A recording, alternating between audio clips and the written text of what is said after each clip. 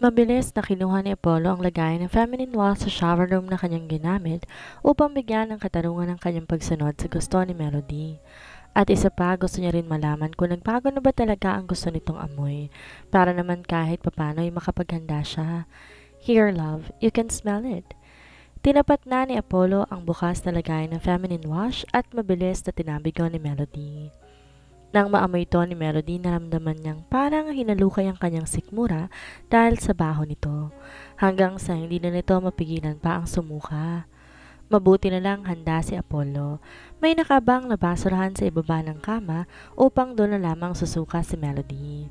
Talagang ready siya sa mga posibilidad na mangyayari. I thought you liked the smell. Maang-maangan niyang tanong. No, itapon mo yan. Napakabaho, Apollo. But ikaw mabaho. So I will use another brand of feminine wash? Pero sa isip-isip talaga ni Apollo, sana wag ng feminine wash at sana malasap na muli ng kanyang buhok at katawan ang tunay na nararapat na inilalagay dito, shampoo at sabon. Paliliguan mo ako ulit? Tanong pa niya na may nakasilay na kakaibang kistap sa mga mata at ngiti sa labi. Mabilis naman na namula ang pisngi ni Melody dahil sa sinabi nito. Pakiramdam niya sinasadya nitong akitin siya at painitin. Hindi pwede dahil may nakatusok pa sa kanyang kamay. No, hindi kita paliliguan. Malaki ka na at kaya mo ng sarili mo. Kunwari ba'y wala siyang pakialam dito. Maligo ka na doon. Huwag ka nang gumamit ng konong shampoo o sabon. Subukan mo na lang maligo sa bathtub na may fresh milk. Fresh milk? Gulat na tanong ni Apollo. Are you for real, love? Tumango si Melody. Sure ako mabango yun kasi 'di ba fresh nga, galing sa baka. Baka? Sa baka, love? Saan naman ako hahanap ng baka dito sa Maynila? Para nagrereklamong tugon ni Apollo at nakabusangot na rin ito. Ah, ayaw mo. Nagrereklamo ka? Madali akong kausap. Huwag ka na lang lumapit sa akin. No. Hindi ako nagrereklamo. Gusto ko lang isuggest na baka pwedeng powdered milk na lang ang gamitin ko. Umiling si Melody. Fresh milk ang gusto ko, galing sa baka. Parang gustong maiyak ni Apollo pero wala naman siyang magagawa. Yon ang gusto ng kanyang asawa at gaya nga ng sabi niya gagawin niya lahat para dito para sa ikasasaya nito. Sige love, sisikapin ko maghanap dito sa Maynila. Malungkot na ang boses nito at bakas na din sa mukha nito. Ayaw mo yata mukha kang malungkot. Pariniguro ni Melody ngunit sa isipan nito, tawa na siya ng tawa. Naawa man siya kay Apollo pero kahit siya wala ring magawa sa mga weird na pinaglilihian niya. No love, siguro gutom lang to. By the way, ano rin palang gusto mong kainin para bago ako umalis, maipagluto muna kita. Speaking of gutom, gutom na talaga ako. Gusto ko, gusto ko ng bagoong at mangga. Umaga pa lang okay ba yun sa sikmura? Napaisip si Melody. Okay naman siguro. Gusto ko nun please? Parang bata pang sambit ni Melody. Alright, okay. Ipapahatid ko na lang dito kay Hope.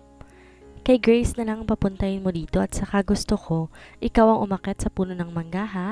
Pa-video mo kay Epifanio. Noted. What? Natigil sa paglalakad si Apollo na tila nalaglag ang panga niya dahil sa narinig.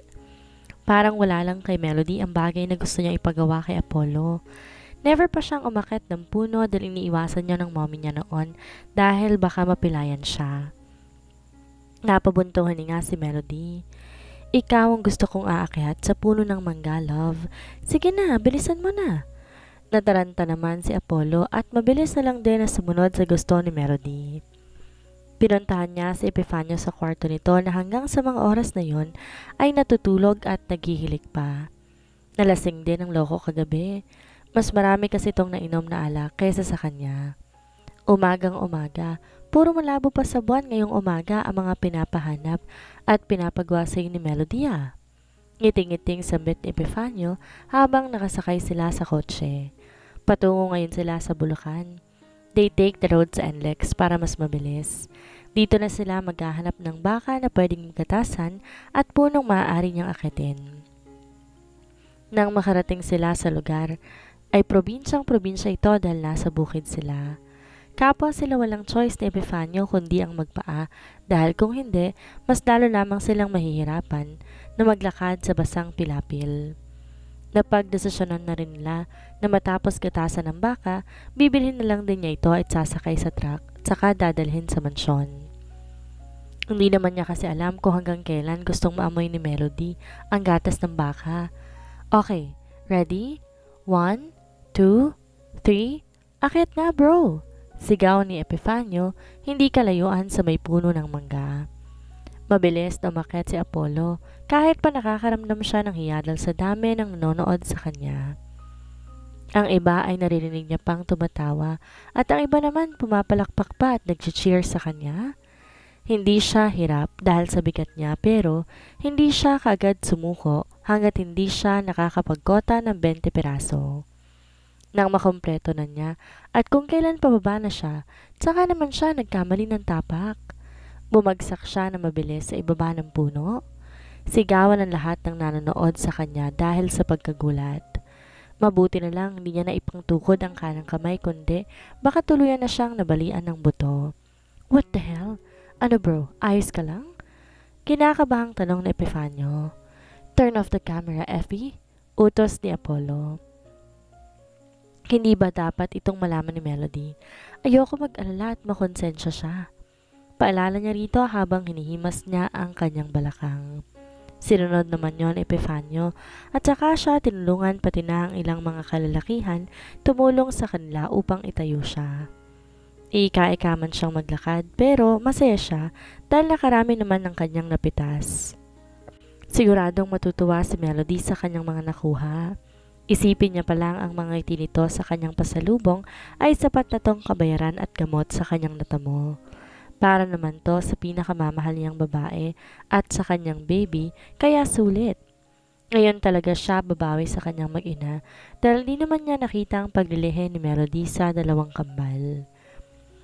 Pauwi na sila ni Epifanio nang bigla itong sumigaw habang nakatingin sa cellphone. Nagulat tuloy si Apollo at kagad naapakan ng brake. Nang maalala nitong nasa NLEX sila, mabilis tong nagmaneho ulit, tsaka ay ginilid ang kotse sa gilid ng kalsada. What the fuck? Bakit ka ba sumisigaw? Inis na tanong ni Apollo. Madidiskrasya pa tayo sa ginawa mo eh. Hindi pa rin nagsasalita si Epifanio at dahan-dahang tumingin kay Epifanio. Hindi pala nakarecord ang video nung kaninang umaakit ka sa puno? Uutal-utal nitong tugon. Para namang nabingi si Apollo, ngunit mabilis lang din nakarecover. No fucking way. Seryoso ka ba? Namumutlang tanong ni Apollo na siyang mabilis naman tinanguan ni Epifanio ng simpleng pagtango nito. Napakapit na mahigpit si Apollo sa manobela, saka huminga ng malalim bago sumigaw. Mapapatay kita, Epifanio! Sabay sakal nito sa kaibigan. Patawad, Apollo! What the fuck is that? Halos pasigaw na tanong ni Athena habang nakakunot ang noo nito. Ang mga kamay na may nakalahad sa harapan ng baka. Napailing lang si Arthur at hindi mawari kung matatawa ba siya o magagalit. This is the first time na merong baka as in cow na buhay sa kanilang hardin. If his wife was alive, hindi nito pahintulutan ng bagay na to dahil tiyak masisira ang kanyang mga halaman. It's a cow. Ano ba sa tingin mo? Pilosopong tugon ni Atlas. I know it's a cow, but what the hell is it doing here? Nanlalaki pa ang mga mata nito. Napakibit balikat si Atlas. I don't know. Ang sabi ng nag-deliver, si Kuya Apollo daw ang bumili niyan. Malay mo bago ng taste niyang alagaan pagdating sa hayop. No fucking way. Look at that cow, ang baho-baho. And besides, that's not a friendly animal. Kinakain yan, ginagawang meat. Ines na sambet ni Athena at umakto na parang nasusuka. Maray natin, baka gawing lechong baka. Huwag ka ng maraming reklamo dahil wala ka namang magagawa. Kung ayaw mong maamoy, then go to your room. That is much better. Pagsasabi naman ng totoo ni Atlas. Kaagad na umikot pairap ang mga mata ni Athena dahil sa bawat sagot ni Atlas, binabara siya nito. Normal lang naman yon sa kanilang dalawa, lalo na kapag nasa kanilang tabi ang daddy nila. Dito niya napansin, tila kalmado lamang ito at walang inaalalang mangyayari. Dad, hahayaan niyo bang bakang yan dito?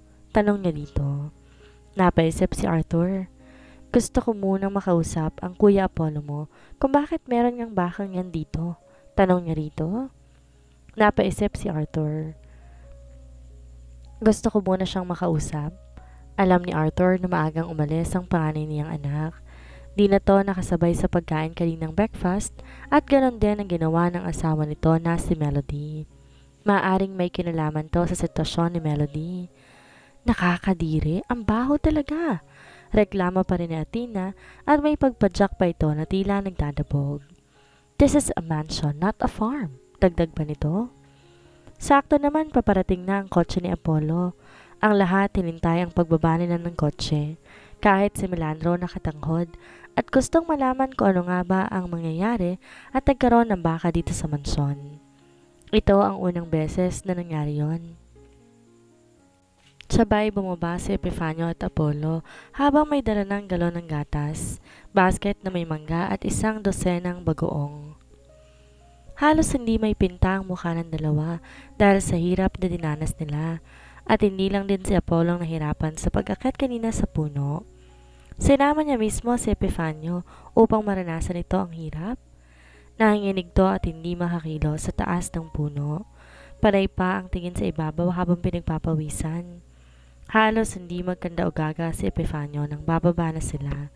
Hayon at nalaglag din tulad ng nauna nilang pag-akyat. Kaya ngayon ay kapwa sila may mga benda sa magkabilang binti. San kayo galing at ano ba yung mga dala ninyo? Kunot nung tanong ni Arthur. This is none of your business, Dad. Tugon ni Apollo habang paika-ika rin na naglalakad. Si Epifanio naman umiiwas ng tingin sa mga taong naroon. Then what's this? Turo naman ni Athena sa baka. Ang baho-baho. Napatingin naman dito si Apollo at saka lamang napansin ang bakang kanyang binili. Napangiti siya at saka sandaling napailing. Totoong mabaho but at least may supply na siya ngayon ng fresh milk. That's... Tumingin si Apollo sa mga mata ng mga taong naroon, lalo na kay Atlas. Hindi niya pwedeng sabihin na buntis si Melody. Lalo na sa harap ni Athena. That cow is mine. From now on, fresh milk na gagamitin kong panligo. My wife likes it. Napangat ang kilay ni Atlas sa mga hindi inaasahang tugon ni Apollo. Mukhang simula na pala ng paglilihe ni Melody at kalbari naman ng kanyang kapatid. Iniisip niya tuloy kung ano pa kaya ang kayang gawin ni Apollo para kay Melody. Tumalikod na si Apollo at naglakad paakyat ng hagdan. Kapwa sila ay naalalayan ni Melandro. Narinig niya pa ang pagrereklamo ni Athena na siyang kinangiti niya sa isinagot ni Atlas at ng daddy niya. Apollo is fucking insane. Fresh milk? What the heck? Ang baho talaga at ang sakit pa sa mata ng baka na to. Sabay tingin ni Athena rito, saka naman umatungol ang baka na para bang nagrereklamo. Hayaan mo na lang Kuya Apollo mo. After all, sa kanya pa rin mapupunta ang bahay na to kapag kinasal na siya. Oo nga pala. Peke lang pala ang unang kasal nila ni Melody. Sambet ni Athena sa kanyang isipan saka ngumisi. Dahil hindi pa pala dito natatapos ang kanyang pag-asa. Marami pa siyang plano at pasabog na tiyak ikababaliw at kasisira ng relasyon nila. Kung ang mag-boyfriend at girlfriend nga naghihiwalay, yun pa kayang ikakasal pa lang ng legal?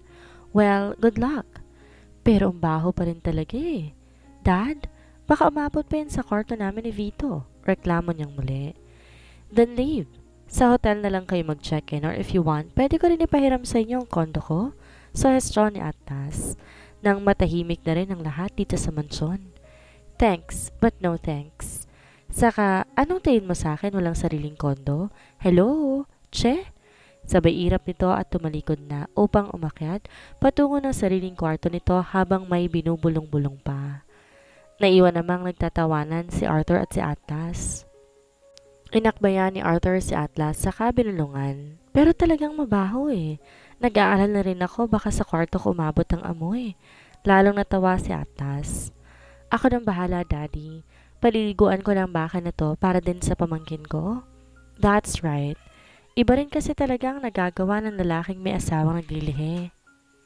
Parang sa mommy mo, this oras ng gabi pinagluto ba naman ako ng kare-kare? You know me, son, I don't cook. She's crying for hours until pumayag ako ipagluto ko na lang sa lola mo. That's hard, Dad. Maswerte pa pala ako, Dad, dahil hindi ko mararanasan ang naranasan niyo ni Kuya. Humiwalay ang kanyang daddy sa pagkakaakbay nito sa kanya. Tumigil ka. Hindi ako papayag sa kagustuhan mong magpari dahil lang sa babaeng hindi magiging sayo. What? Why? Wala namang masamang magpari ah. Mas maganda pa nga yun. May pagdarasal ko ang buhay ninyo araw-araw? Tigil-tigilan mo ko, Atlas ha? Sigaw nito at masama ang loob na iniwan na siyang mag-isa. Natawa na lamang si Atlas sa biglaang pagbabago ng mood ng daddy niya. Nabanggit kasi niya rito na after matapos lahat ng nangyayari sa kuya niya ay gusto niyang pumasok sa Catholic school at mag-aral ng pagpapari.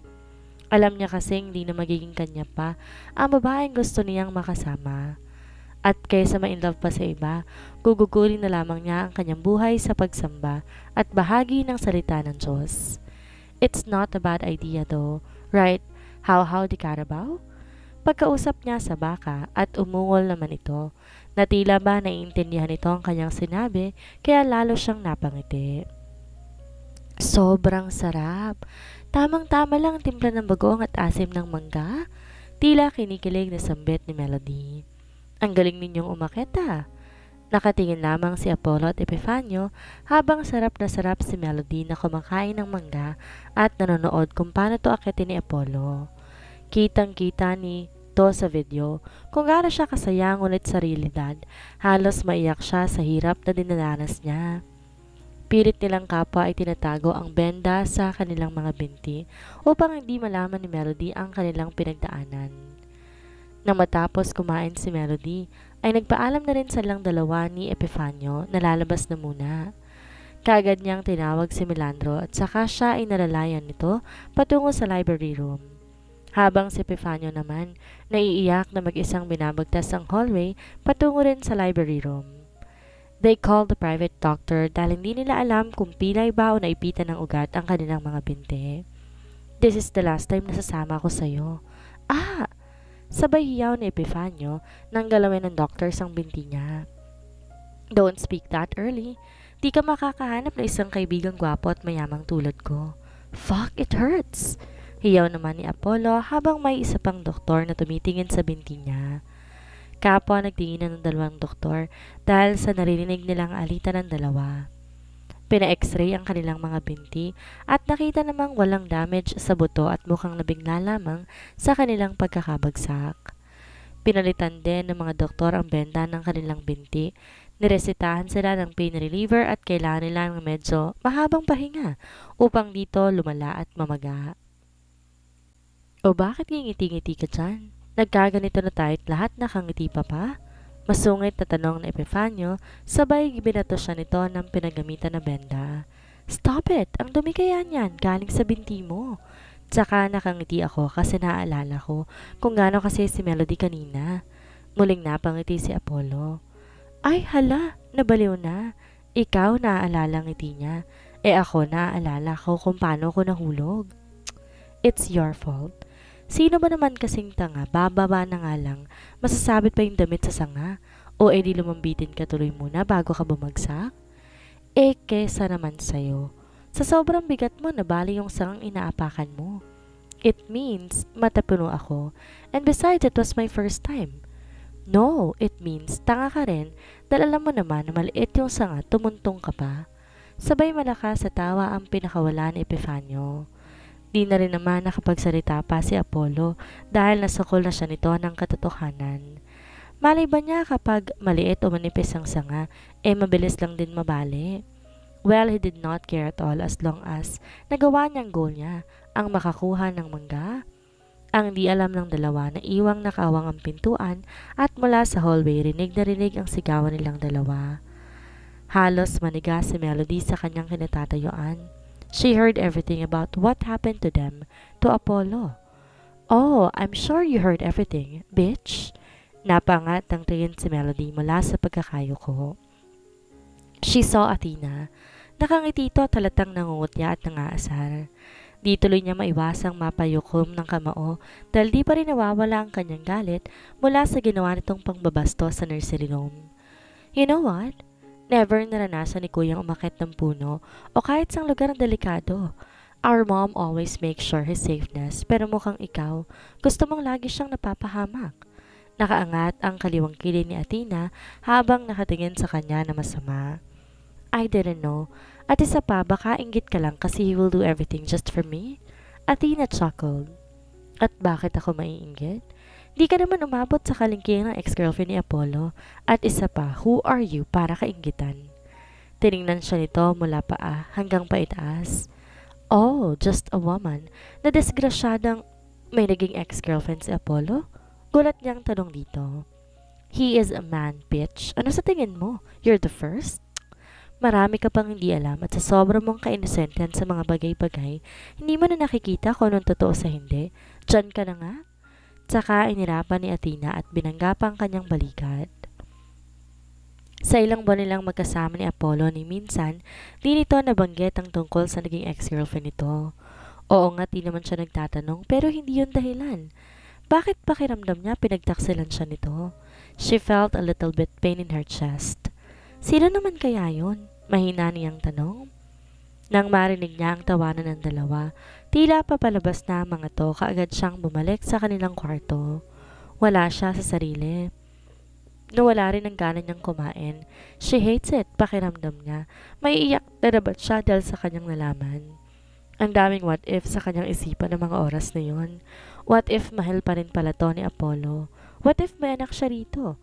What if bumalik ang babaeng yon at basta na lang silang iwan ng kanyang mga anak? Shit! Isipin niya pa lang para na siyang mababaliw. Hanggang sa hindi niya na napigilan pang umiyak, saka dumapa sa kama upang sa unan sumigaw dahil sa inis, sakit at selos na nararamdaman. She hates Apollo for not telling that information. Narinig niyang bumukas ang pintuan, kaya naman mas lalo niya pang isinubso bumukas sa unan. Ayaw niya tong makita. Ayaw niya rin makita niya itong umiiyak dahil baka hindi niya mapigilan ang kanyang sarili at masabi niya rito ang tunay na dahilan. Love, tapos ka nang kumain? Tanong niyo ni Apollo sa kanya at naramdaman niya ang paglundo ng kama hudyat na umuputo sa kanyang tabi. Napakapit siya na mahigpit sa unan nang maramdaman niya ang hininga ni Apollo sa kanyang batok. Sunod na naramdaman niya ay ang pagdampi ng labi nito sa kanyang leeg. He is fucking tempting her. Can you please just leave for a minute? Nauutal niyang pakiusap dito habang di pa rin nakatingin kay Apollo. Napakunot naman si Apollo nang mahimigan niya ang boses itong tila galing sa pag-iyak. Tinaas niya ang buhok nito para makita ang mukha habang nakasubsob, ngunit kaagad naman nitong inagaw yun. Lalo tuloy siyang naghinala at kinutuban si Apollo dahil sa ikinikilos ni Melody. Just leave, please? Bakas na sa boses ni Melody ang pagkairita. What just happened? Okay ka pa naman kanina. May hindi ka ba nagustuhan? Tell me. Hindi aalis ang binata hanggat hindi niya nalalaman kung ano at bakit ganito ngayon si Melody. Hindi niya hahayaang umiyak lamang ito, lalo pat bawal ditong ma-stress. Nothing happened, I just want you to leave. I don't like your smell. Pagsasinungaling ni Melody. Yun na nga eh. I just want to ask you if you want to take a bath with me because I do, if that's okay with you, but you suddenly push me away. Baka sa boses ni Apollo ang lungkot. Tell me, may nagawa ba akong hindi mo nagustuhan? Naalala naman ni Melody ang sinabi ni Athena na inosente siya at marami pang bagay na hindi nalalaman patungkol kay Apollo. Ano pa nga bang hindi niya alam? Siguro nga maraming tinatagong sekreto si Apollo pero bilang asawa niya karapatan niyang malaman ang mga yon. Take a shower alone. I'm tired. I just want to be alone. Hindi ka pwedeng mapag-isa. Can you sit and face me? No, I don't want to see you. Napabuntong hininga si Apollo. Pakiramdam niya kapag pinilit niya pa si Melody, lalo lamang itong masistress, kaya naman tumayo na siya. Okay, if that's what you want, but call me if you need anything, alright? Lalo namang nasaktan si Melody dahil sa sinabi ni Apollo. Talagang pinabayaan siya nito ng ganun na lang?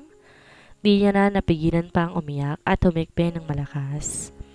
Napakunot naman na noo si Apollo nang marinig nito ang paghikbi ni Melody. Kaagad siyang bumalik sa kama at pilitong hinarap sa kanya at saka niyakap. Sa kanyang dibdib na to nakadapa ngayon.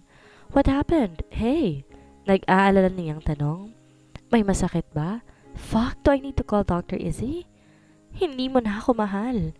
Parang batang nagtatampong sigaw ni Melody habang hinahampas ang balikat ni Apollo. Who the fuck said that? Naguguluhan namang tanong ni Apollo. Of course I love you. No, pumayag kang iwan ako mag-isa. Hindi mo man lang ako nagawang pilitin. You did not love me at all. What? Nakakunot noong tanong ni Apollo. You said you don't want to see me kaya hindi kita pinilit. Ayoko lang ma-stress ka na naman. Para bang sumasakit na ang ulo ni Apollo sa mga nangyayari. Liar! Humiwalay sa pagkakayakap si Melody, saka bumaba sa kama at tumayo. Ang sabihin mo, hindi mo ako mahal, at mas mahal mo pa rin ang ex-girlfriend / first love mo. Napaawang ang labi ni Apollo. What? How did you know? Nakakunot pa ang noo niya. You had an ex-girlfriend and you did not tell me? Nalapit sana si Apollo pang hawakan si Melody. Love. Naputol ang kanyang pagsasalita nang mabilis lumayo sa kanya si Melody na para bang nandidiri ito. Don't ever touch me again. Maligo ka mag-isa mo o kung gusto mo, tawagan mo yung ex-girlfriend mo at sa kanya mo ipahilod yung alaga mo. No fucking way. Nye, talk to yourself. Don't ever come near me. Apollo Luxerio.